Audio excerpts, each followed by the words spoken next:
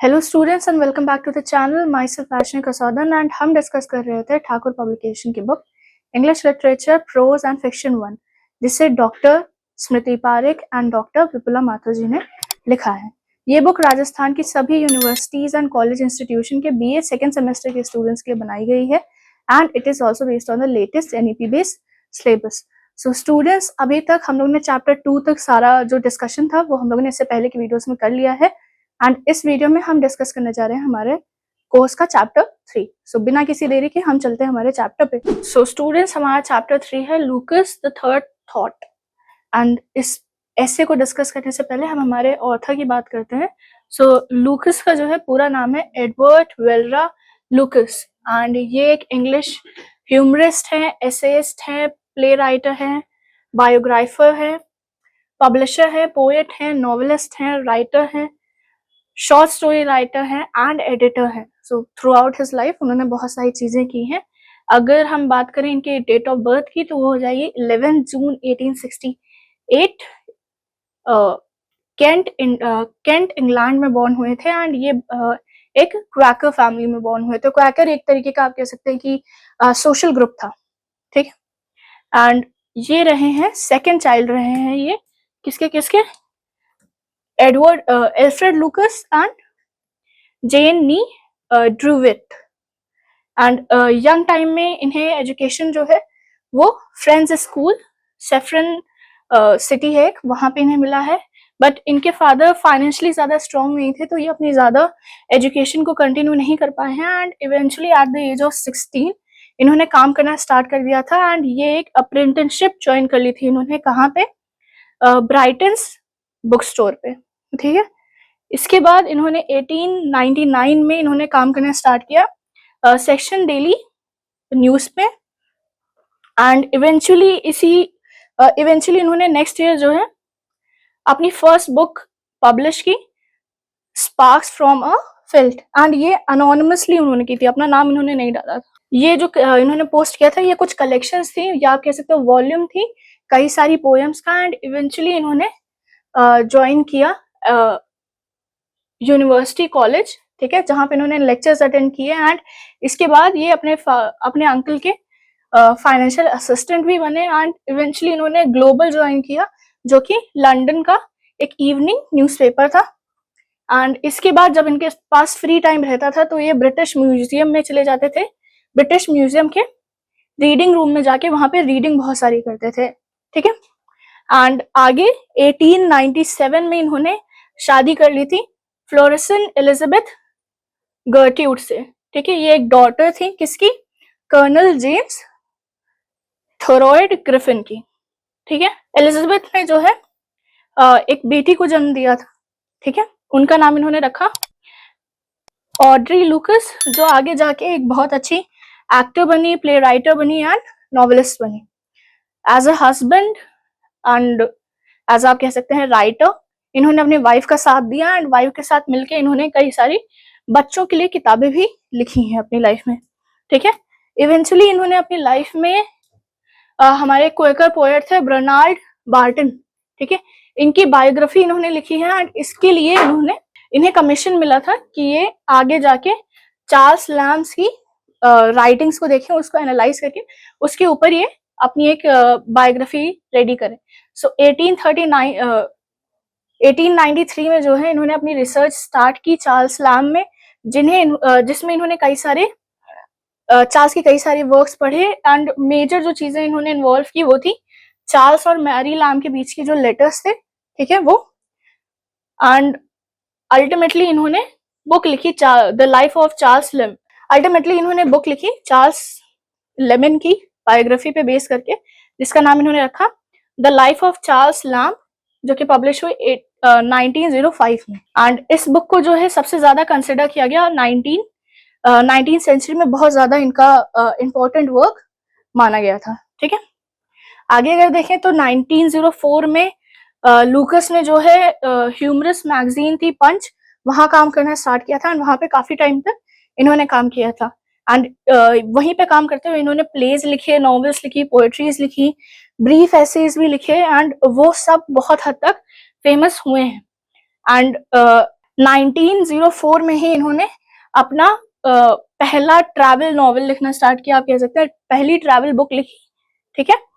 And इसके बाद इन्होंने 1906 में अपनी बुक लिखी अ वैंडरर इन 1906 में इन्होंने बुक लिखी अ वैंडरर इन, मैं बोल क्यों नहीं पा रही हूँ, वैंडरर।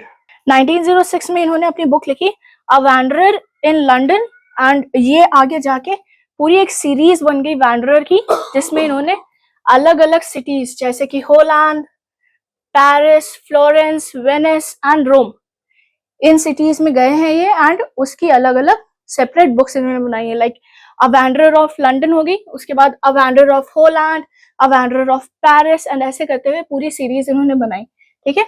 इसके बाद 1921 में इन्होंने जो है roving east and roving west भी बनाई है, जिसमें इन्होंने अपनी जो इनकी जो 1919 की जर्नी थी थ्रू आउट द वर्ल्ड, उसको इन्होंने रिकॉर्ड किया है, उसको इन्होंने लिखा है। एंड इसके बाद जो है 1924 से 1926 के बीच में इन्होंने 8 बुक्स का सेट इन्होंने रेडी किया, जिसका नाम था the little book of great master, okay. And सबसे ज्यादा फेमस हुई इनकी 12 नॉवेल का सेट था वो, ठीक है, जिसका नाम था ओवर बार्टन्स, जो कि पब्लिश हुई 1908 में, ओके।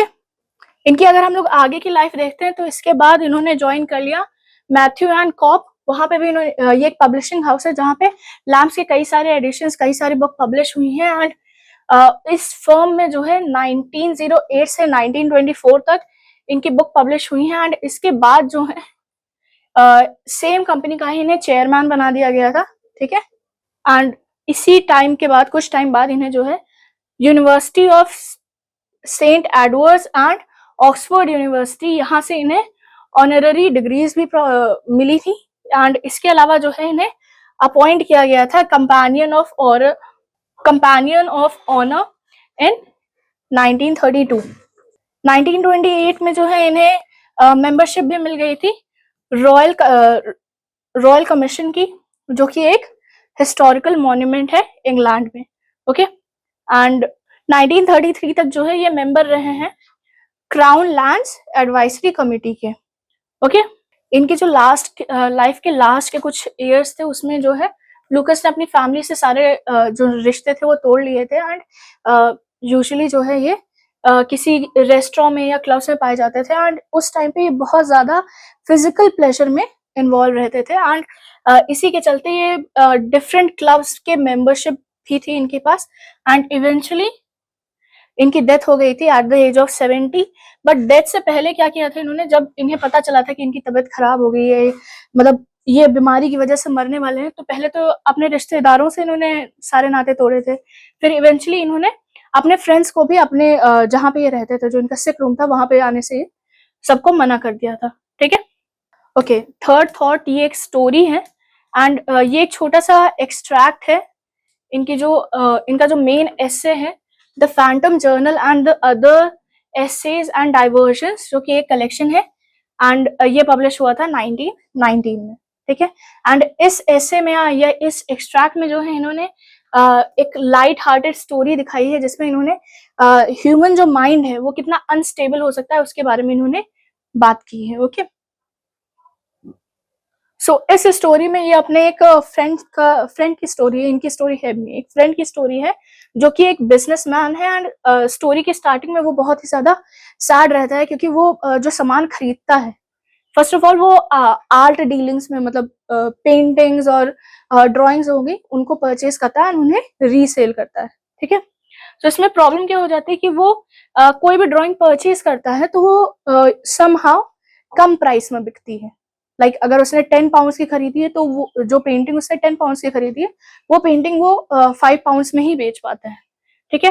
एंड इवेंचुअली वो बिलीव कर चुका होता है कि मैं जो चीजें खरीदता हूँ वो मैं एक्सपेंसिव मार्केट से खरीदता हूँ, और जब बेचने की बात आती है तब मैं एक चीप मार्केट या लीस्ट एक्सपेंसिव मार्केट में चला जाता हूँ, ठीक है। तो ऐसे ही एक दिन आया जब वो एक शॉप पे गया हुआ था, एंड वहां पे उसे एक वाटर कलर ड्रॉइंग मिली। एंड उसे उस ड्रॉइंग को जो है फ्रेंड को लगा कि वो टर्नर्स ही एक इमिटेशन है, टर्नर्स एक बहुत अच्छे पेंटर हैं, ठीक है। एक इमिटेशन है, एक नकल है टर्नर्स की। तो उसने उस पेंटिंग को जो है 10 शिलिंग्स में खरीद लिया था। 10 शिलिंग्स शिलिंग्स आप कह सकते हो कि 20 शिलिंग्स मिला के 1 पाउंड बनता है, ठीक है। सो उसने वो पेंटिंग खरीद ली, ठीक है। एंड जब वो उस पेंटिंग को बेचने गया तो वो पेंटिंग 50 पाउंड्स में बिना किसी नेगोशिएशन, बिना किसी बार्गेनिंग के 50 पाउंड्स में वो बिक गई। अब उनका फ्रेंड जो है वो बहुत ज्यादा ओवरजॉयड था, बहुत ज्यादा खुश था कि उससे ऑलमोस्ट 100% प्रॉफिट हुआ है। मतलब आप ये समझो कि अगर आपने 50 पैसे की कोई चीज खरीदी हो और वो आपको अब मान लो कि 500 रुपए में बिक जाए वो, ठीक है, तो आप शॉक्ड रहोगे। अब ऐसा क्यों हुआ कि वो 50 पाउंड्स में बिना किसी नेगोशिएशन के बिक गई? क्योंकि वो इमिटेशन नहीं थी, वो एक्चुअल ओरिजिनल टर्नर्स की पेंटिंग थी। अब ये तो स्टोरी हो मतलब स्टोरी की स्टार्टिंग होगी। अब स्टोरी की मिडिल में क्या हुआ कि उसका फ्रेंड जो है वो बहुत ज्यादा कंफ्यूज होने लगा। पहले उसे हुआ कि ये सारा पैसा मेरा है क्योंकि मैंने सेल किया है, तो ये सारा पैसा मुझे अपने पास रखना चाहिए। जिससे जो बायर था, जिससे मैंने पेंटिंग खरीदी थी, मुझे उसको कुछ नहीं बताना चाहिए। इवेंचुअली वो क्वेश्चन करता रहा, वो सोचता रहा, एंड इवेंचुअली उसके दिमाग में आया, अच्छा ठीक है, मैं उस शॉपकीपर को जो है 50% दे दूंगा। बट किसी वजह से वो दे नहीं पाया। एंड फिर उसने कहा अच्छा ठीक है, मैं कल दे दूंगा। पूरा सब सेट कर लिया एंड सोचा उसने कि मैं ठीक है कल उसको 50% दे दूंगा। वो सो गया, सुबह उठा, वो फिर से सोचने लगा एंड फिर उसे हुआ पर जो शॉपकीपर था उसने तो कोई मेहनत की नहीं, मेहनत मेरी रही। सो मैं ऐसा करता हूँ, मैं उसे 10 पाउंड्स दे दूंगा, परसेंट नहीं 10 पाउंड्स दे दूंगा, ठीक है। सो वो ये सब सोच ही रहा होता है एंड इवेंचुअली वो कहता है, फिक्स करता है कि चलो ठीक है मैं इसे दे दूंगा। एंड वो देने ही वाला होता है बट उसे स्टैम्प नहीं मिल रहा होता है, उसके पास स्टैम्प खत्म होते हैं। तो वो कहता है अच्छा ठीक है, कल मैं स्टैम्प खरीद के ले आऊंगा, मैं स्टैम्प लगा के बायर को, शॉपकीपर को दे दूंगा। फिर सो जाता है। नेक्स्ट डे फिर वो उठता है, फिर उसके दिमाग में बहुत सारे क्वेश्चंस आने लगते हैं एंड वो फाइनली डिसाइड करता है कि मैं एक थैंक यू नोट लिख दूंगा शॉपकीपर के लिए एंड उन्हें एक $1 दे दूंगा, 1 पाउंड दे दूंगा, ओके। एंड फिर से वो कुछ काम आ जाता है जिसकी वजह से वो बाहर चला जाता है एंड इवेंचुअली वो एक कसिनो चला जाता है, एक गैम्बलिंग शॉप पे चला जाता है, ठीक है। एंड वहां पे वो खुश रहता है तो वो गैम्बल करने लगता है एंड इवेंचुअली वो अपने सारे पैसे वहां पे खो देता है। सो अब उसके फ्रेंड को होता है कि अच्छा हुआ मैं एक तो बुरा हुआ कि मैं इतना ज्यादा खुश था कि मैं चीजों को सही से सोच नहीं पाया, बट एक चीज अच्छी हुई, वो क्या हुई कि अच्छा हुआ मैंने शॉपकीपर को पैसे नहीं दिए, वरना मुझे ज्यादा नुकसान हो जाता, ओके। इस पूरी स्टोरी का मोटिव ये था कि लूकस दिखाना चाह रहे थे, रीडर्स को समझाना चाह रहे थे कि किस तरीके से एक ह्यूमन माइंड अनस्टेबल रहता है एंड वो खुद में ही कितने सारे कॉन्ट्रोडिक्शंस क्रिएट करता रहता है, खुद की प्रॉब्लम्स को कितना ज्यादा बढ़ाता रहता है कि वो ये कर ले, ये कर ले, वो कर ले, एंड अपने इमोशंस पे वो कंट्रोल नहीं करता, जिसकी वजह से वो बहुत सारी गलतियां कर देता है, ओके। सो स्टूडेंट्स, इसी के साथ होता है हमारा चैप्टर 3 खत्म। एंड अगर आपको वीडियो अच्छी लगी हो तो वीडियो को लाइक कर दीजिएगा। कोई डाउट, कोई क्वेश्चन आता है तो आप कमेंट बॉक्स में कमेंट कर सकते हैं। चैनल को सब्सक्राइब कर लीजिएगा क्योंकि इसके आगे की फर्दर वीडियोस आती रहेंगी, चैप्टर कंटिन्यूएशन में आपका एक्सप्लेन होता रहेगा। एंड अगर आप ये बुक परचेज करना चाहते हैं तो आप ये बुक, हमारी ऑफिशियल वेबसाइट है, आप वहां से परचेज कर सकते हैं, लिंक डिस्क्रिप्शन बॉक्स में होगा। इसके अलावा आप अमेजोन और फ्लिपकार्ट से भी ये बुक परचेज कर सकते हैं, okay. So thank you for watching the video and I will see you on the next one.